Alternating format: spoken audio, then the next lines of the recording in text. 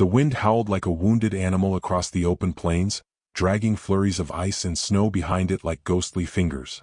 Beneath the wide, gray sky, a line of covered wagons creaked and groaned as they pushed forward, wheels crunching through the frozen crust of earth. Every man, woman, and child kept their heads down, scarves pulled high and hats pressed low. This was not land meant for the living, this was punishment, endless and pale. Among them, a girl no older than 7 sat hunched against the wooden wall of one wagon, her thin body wrapped in threadbare quilts that failed to stop the shivering. Her breath came in wheezing gasps, each one a struggle, a protest against the cold and the sickness that had taken root in her chest days earlier.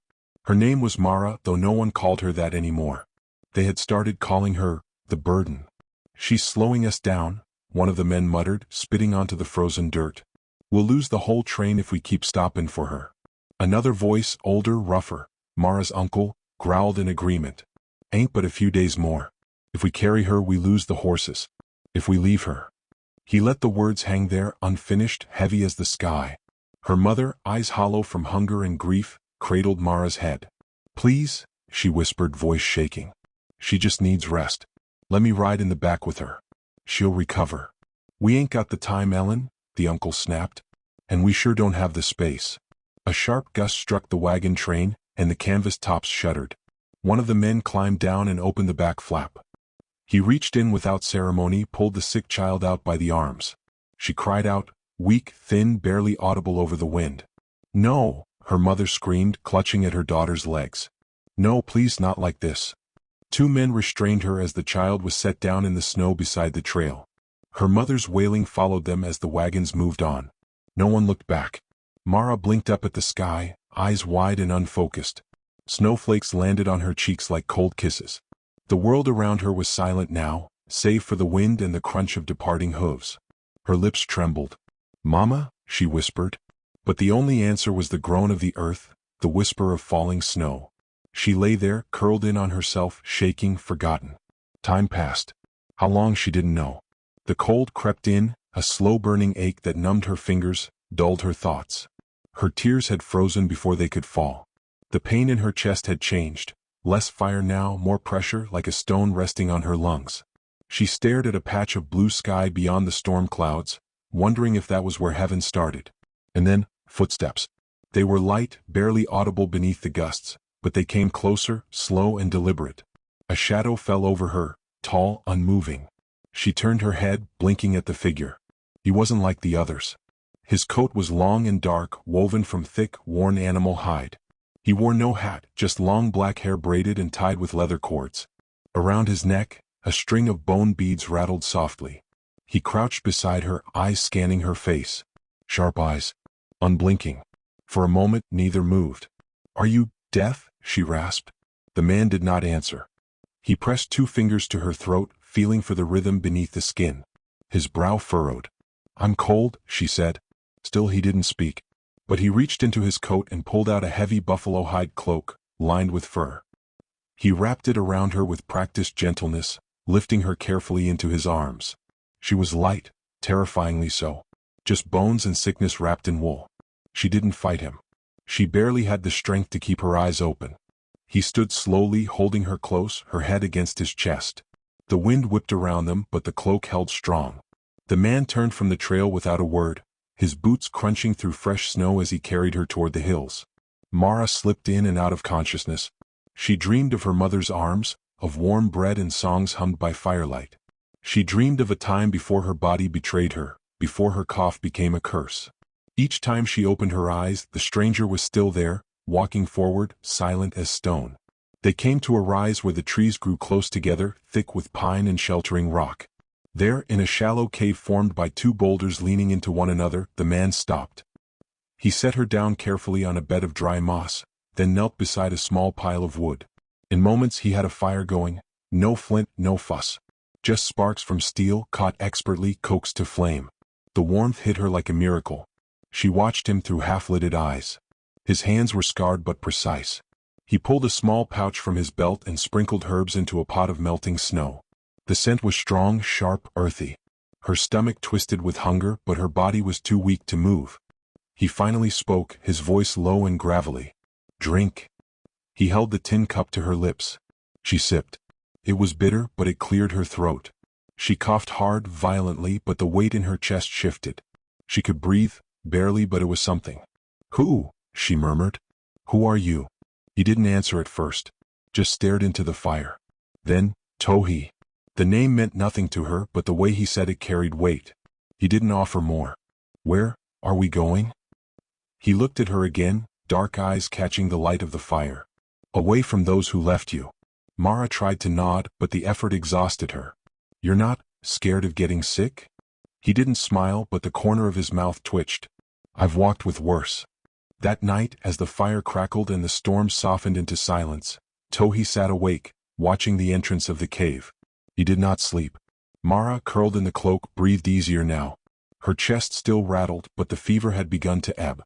In her sleep, she whispered things, snatches of songs, cries for her mother. Tohi closed his eyes. For a moment he saw another face, rounder, smaller. A girl's face. His daughter's. Lost in fire and smoke. White men had come hunting land, found his cabin instead. His wife had tried to reason with them. They'd shot her before she finished her sentence. His daughter had run. They never found her body, but they had found her doll, half burned in the snow. The memory twisted in his chest like a blade. But tonight, a different girl lay beside the fire. Pale, sick, abandoned. He would not lose her too. In the early morning, Mara awoke to the smell of cooked meat. Tohi had caught a rabbit and roasted it on a spit.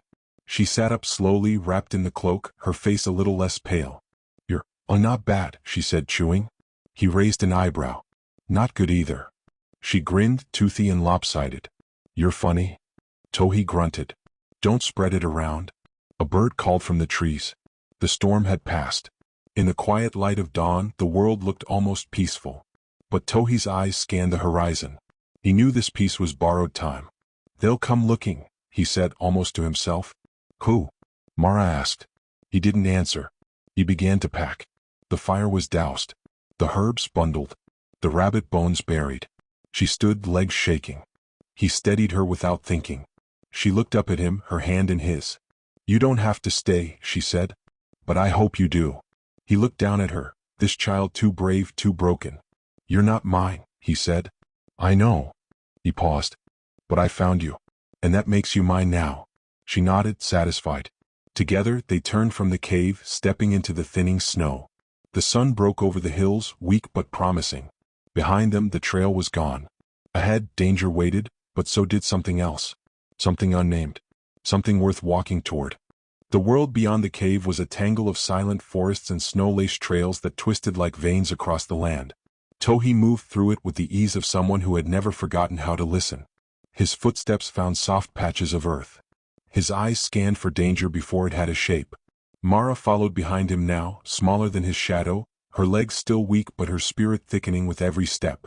She no longer coughed blood. She could speak without gasping. That was a beginning. At first, she clung to his cloak as they moved through the trees, stumbling on roots and sliding in the drifts. He caught her more than once. He never said a word when she fell. Just waited, patient as stone, until she stood again. I used to think the forest was scary, she told him once as they sat beside a creek breaking through its icy prison. Now it's quieter than people. Tohi grunted in response, not unkindly. She looked up at him, face flushed from the cold and the exertion of walking. Did you live out here? Before? I still do. But before, were you always alone? The question lingered longer than the breeze. He didn't answer until the fire had burned low and she was half asleep. I wasn't, he said softly. Once. In the days that followed, Mara learned how to walk quieter, how to step only where he stepped. She learned the names of herbs that could pull heat from fever and which roots you had to boil 3 times before they wouldn't poison you. She watched him string snares with his fingers moving like water, saw him speak to animals in soft clicks and hums. To her, he was part of the land, not just passing through it. But the world they moved through was not empty. Tracks appeared one morning, hoof prints, fresh and sharp. Too deep for wild horses. Too straight for wandering travelers. Tohi stared at them, jaw tight. Mara tilted her head. Are they looking for me? She asked. Maybe. She chewed her lip, small shoulders drawn up under the oversized hide cloak. You could leave me. I wouldn't be mad. His eyes snapped to her, hard as flint. That what they taught you? That love is something you throw away when it gets heavy? She didn't answer. He knelt so they were eye level. You weren't too sick. They were too afraid. That stayed with her for the rest of the day. As they moved east, the land changed. Hills rose like sleeping giants. The snow thinned, replaced by wet earth and thickets of dry branches. They found an old cabin, abandoned but standing. Moss crept up its walls and a raccoon scattered when they approached. Inside there was dust and a rusted potbelly stove, but the roof held. Tohi cleared the floor while Mara sat on a stool watching him. "Why'd they really leave me?" she asked again. He didn't look at her. "They thought you wouldn't make it. People fear death more than they fear being wrong. But they were my family. That don't mean they were brave." That night, Tohi cooked stew from squirrel meat and onions dug from thawing soil. Mara ate 3 bowls. Her cheeks were filling out again. Her eyes didn't sink as deep. "I dreamed of fire last night," she whispered, lying in a pile of furs beside the stove. "Everything was burning. But I was still cold." Tohi sat nearby, sharpening his knife.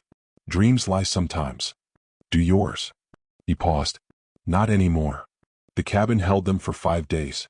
Tohi restocked supplies and Mara practiced stringing twine between posts. They didn't speak about the hoof prints, though Tohi checked the horizon every morning. On the 6th day, a sound split the stillness. Gunfire, distant but clear. Mara jerked upright. Tohi already had his rifle in hand. "They found us," she whispered. "Maybe. But they're coming." He nodded once. "We'll be ready."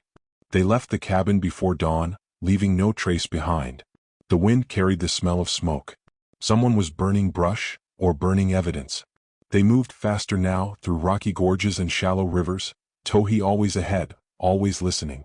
By nightfall, they stopped in a gully walled by high stone. Tohi started a fire so small it barely smoked. "Do you ever get scared?" Mara asked, curled near the flames. "Yes." She blinked. "Really?" He leaned back, staring at the stars. "Fear tells you where the danger is. Makes you sharp. Dead men are the ones who stop fearing. Then I guess I'm really sharp now." He chuckled softly, only the second time she'd heard it. "You're getting there." She didn't sleep well that night. Neither did he. The next morning they found the first sign of real danger. A scarf, tattered, blue-striped, tied to a pine branch in plain view. It was bait. Tohi circled the area 3 times, eyes narrow. No tracks. No smell of horses. Nothing. "This is a message," he said finally. "They're showing they're close." "Who is?" "Your uncle." Mara's stomach dropped. "Why now? Why not just leave me like they did?" Tohi's jaw worked. "You weren't a person to them. You were a liability. But if someone finds out what they did, if they think you're alive, that kind of shame burns." "You think they'll try to kill me?" He didn't answer. She stared at the scarf as though it might suddenly move. "Then we make sure they don't." He turned to her slowly. "You talk like someone twice your age. I was left for dead. I had to grow up." For 3 more days they danced through the woods, always circling back, always checking their trail. Tohi taught her how to spot broken branches and where birds suddenly stopped singing. He made her memorize 3 hiding places in every camp they built. Then one night he didn't return. He'd gone to set a trap for rabbits, promised to be back before moonrise. Mara waited. The fire burned down to embers. Still no Tohi. At first she told herself he was just hunting. Then she heard the crunch of boots, too heavy, too sure. She dove into one of the hiding spots he'd drilled into her, beneath a ledge of rock behind thick underbrush. From there she saw them. 2 men. One with a rifle slung across his back. The other, her uncle. He looked older. Angrier. His beard was thicker but the eyes were the same, sharp, suspicious, cold. "She has to be close," he said. "Tracks are fresh. That bastard Shawnee's been covering them, but not well." "I still think it's a waste," the other man muttered. "She was near dead when we left her." She was, but the priest saw a girl matching her description 2 towns back. Said she had Indian eyes. "If she's still alive and anyone finds out what we did, then we've got a problem." "Exactly." Mara didn't breathe, not even when a spider crawled across her arm. They searched for 10 minutes, cursing and muttering, then moved on. She waited until the moon was high. Then she crept from the brush and followed their trail in the opposite direction. If they were headed north, she would head south, back toward the last camp. She found Tohi near dawn, slumped against a tree, blood crusted at his temple. "Ambushed," he muttered as she helped him sit up. "Didn't expect the second one." "You're bleeding." "I've bled before." She ripped a strip of her own cloak and pressed it to the wound. He hissed but didn't stop her. You should have stayed hidden, he said. I did. Then I saw them. They're close.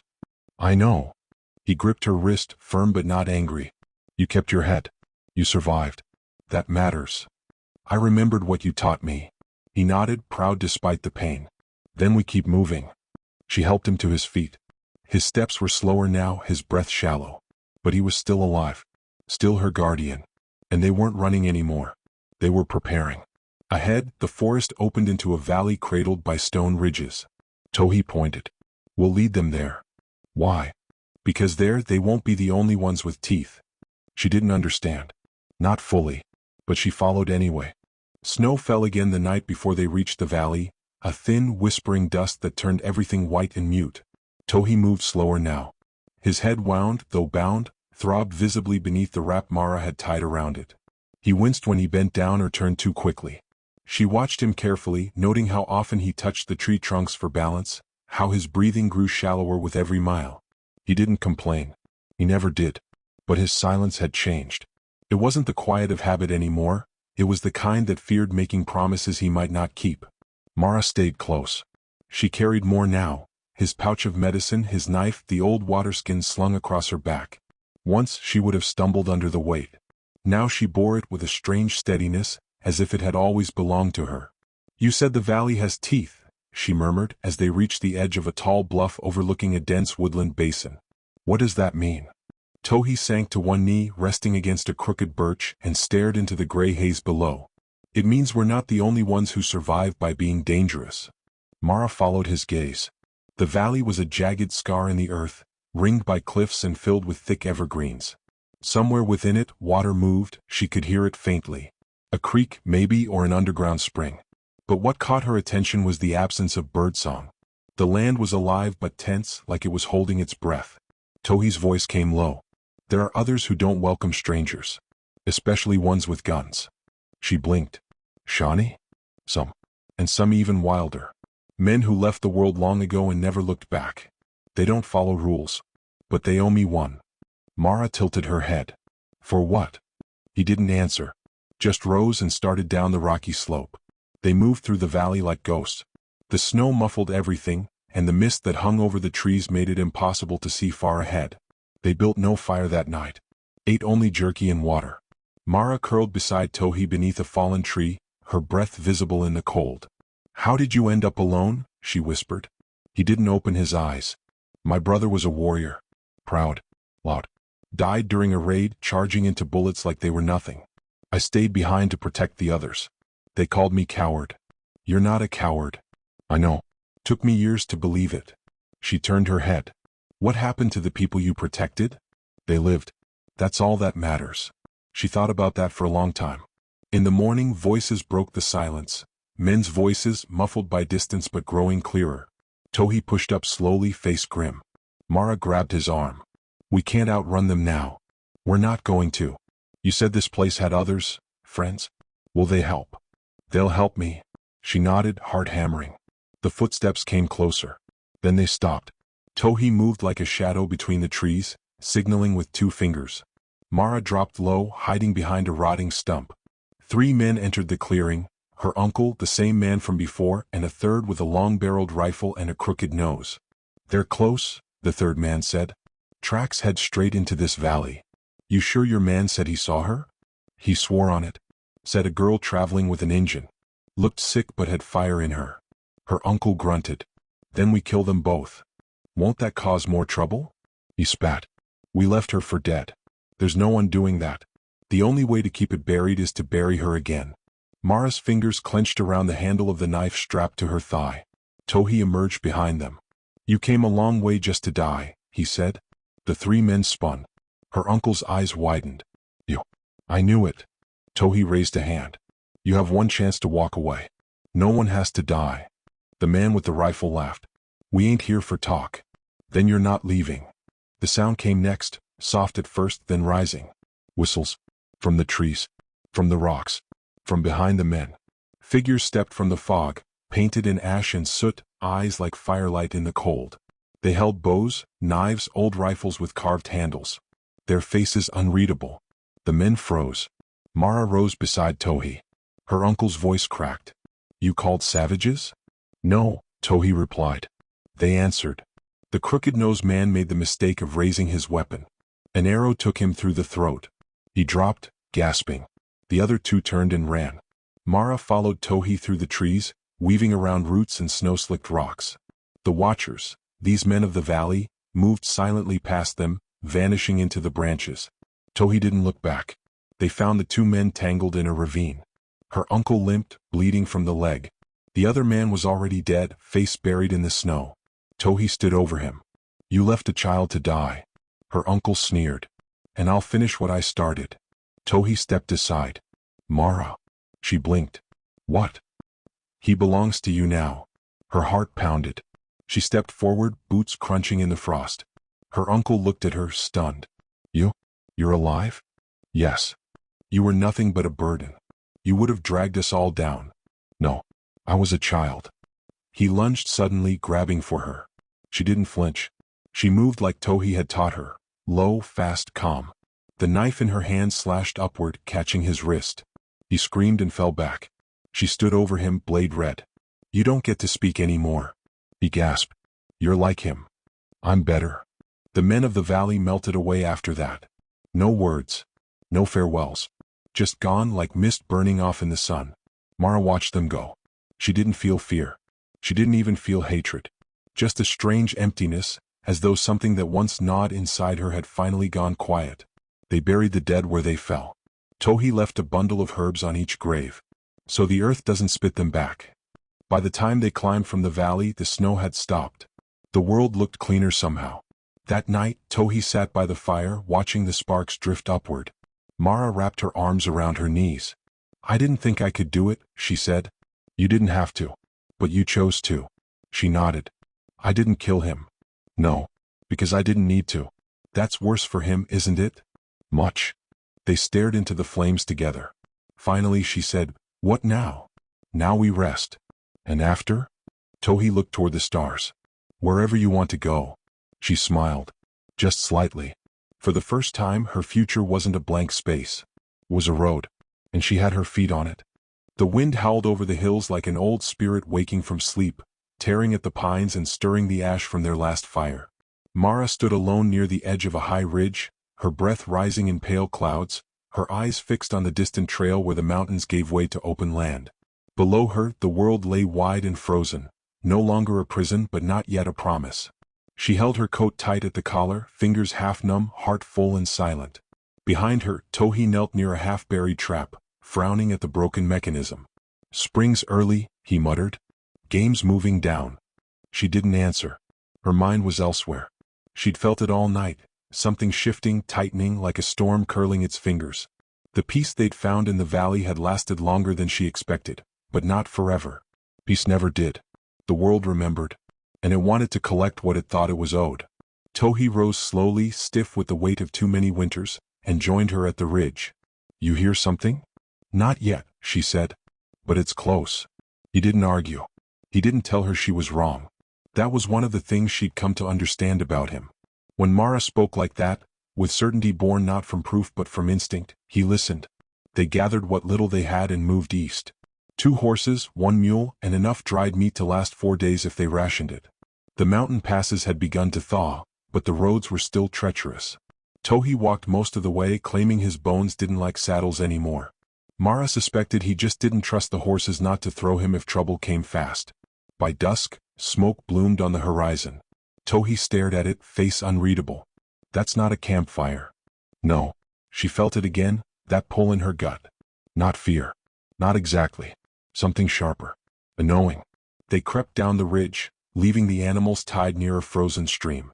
Mara kept low, her rifle across her back, her knife at her thigh. Tohi moved with a limping grace, every step deliberate. He didn't talk. Didn't need to. The smoke came from what used to be a small settler outpost. 3 buildings, half a dozen wagons, and a barn. Now it was ash. Blackened timber. Cracked wheels. Crows circled above like they'd been waiting. Mara found the first body face down in the snow, fingers reaching. A woman. Young. A child beside her, curled like a dropped doll. She turned away while rising. Tohi crouched beside the tracks. 6 horses. Maybe 7. Heavy boots. They circled the wagons, came from the west. Raiders? He shook his head. Organized. Clean kill shots. Someone knew what they were doing. Why come this far up? To send a message. Mara's mouth went dry. To who? To us. She stared at the smoking ruin. They found out we survived. They found out you did. She felt the ground shift under her feet, even though it didn't move. They rode through the next 2 days in tense silence. Every turn of the trail brought new questions, and every shadow stretched too long. Tohi watched the horizon like it might split open. Mara didn't sleep more than an hour at a time. On the third night the attack came. She smelled them before she saw them, sweat, smoke, and the metallic stink of blood-soaked leather.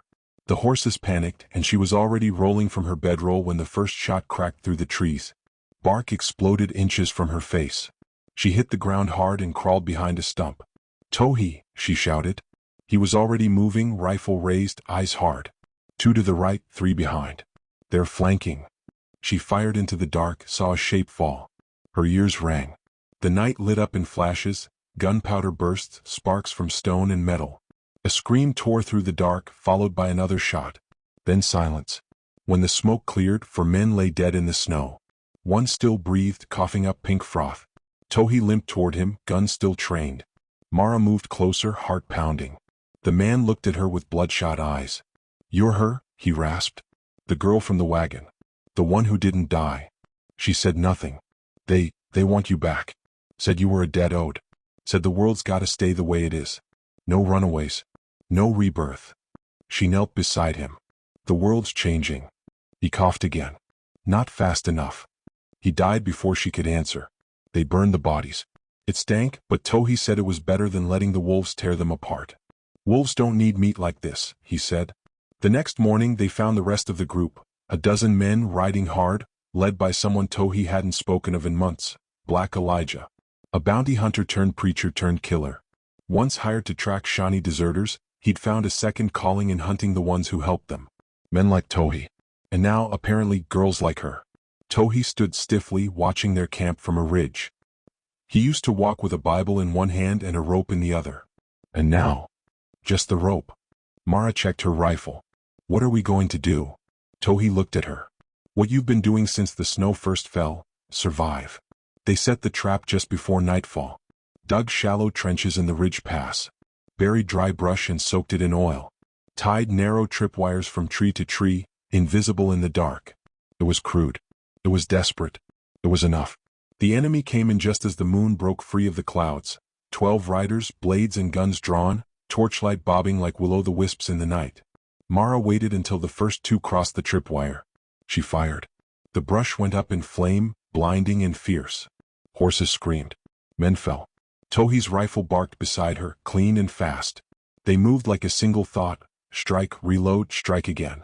Smoke filled the air. Screams echoed through the trees. In the chaos, Black Elijah emerged from the flames. He walked slow, like the fire didn't touch him, coat burned at the edges, eyes glowing with something too deep to be anger. He carried no gun, just a long, curved knife. Mara froze. He pointed the blade at her. You don't belong to the snow, girl. You belong to the dust. The same dust we threw you in. Tohi stepped between them. She belongs to no one. Elijah sneered. You think saving her bought your redemption? You're just a stray mutt dragging her down. Tohi moved forward, hands steady. I'd rather die on my feet than watch her fall on her knees. Elijah lunged. They collided in a blur, blade against rifle stock, firelight dancing across their faces. Tohi moved like he was young again, fast and relentless, but age had taken its toll. Elijah cut him across the ribs, deep and cruel. Tohi dropped to one knee. Mara screamed. Ran. She tackled Elijah from behind, knocking him into the snow. The knife skittered from his grip. He twisted, struck her hard. She tasted blood. But she didn't let go. She punched, clawed, bit. She fought like a storm. Like someone who had nothing left to lose. She grabbed the knife. He froze when she held it over him. Go ahead, he spat. Prove you're just like us. She stared at him. Saw her uncle's face. Saw the cold. The wagon wheels. The abandonment. Then she drove the knife into the ground beside his head. I'm nothing like you. Tohi groaned nearby. She ran to him, lifted his head. You stayed, he whispered. Of course. He smiled. You've changed. So have you. They watched the last of the fire burn out together. By morning, Black Elijah was gone, disappeared into the woods with what was left of his men. The trail he left behind was shallow. Mara knew he wouldn't get far. And she didn't care. They buried the fallen on a ridge beneath the pines. Said no prayers. Just silence and breath and wind. Tohi healed slowly. They didn't travel far for weeks. But Mara didn't mind. They had time now. Time to decide where to go. Who to be. One evening, as the sun painted the snow gold, she stood again on a high hill, watching the land unfold before her. You ever think of going back? She asked. Tohi shook his head. There's nothing back there but ghosts. She nodded. Then let's find something better. And with the wind at their backs, they walked on, through snow, through silence, through a world that finally began to feel wide enough for hope.